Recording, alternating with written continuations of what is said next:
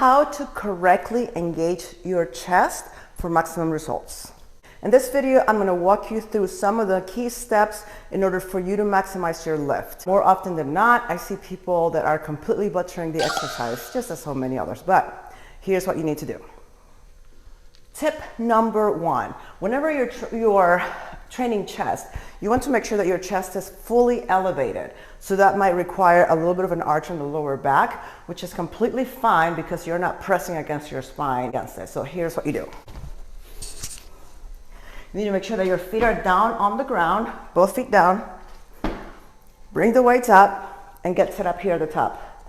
So as you'll see, I'm going to slightly arch my back so that my chest is fully up.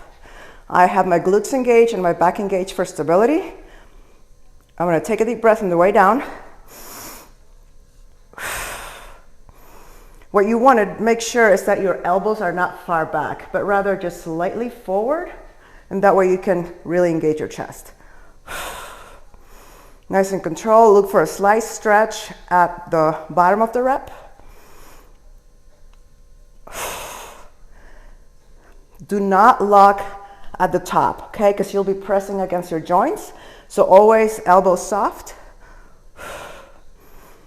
So push for a count of 1, then 1, 2, 3, up, 1, 2, 3.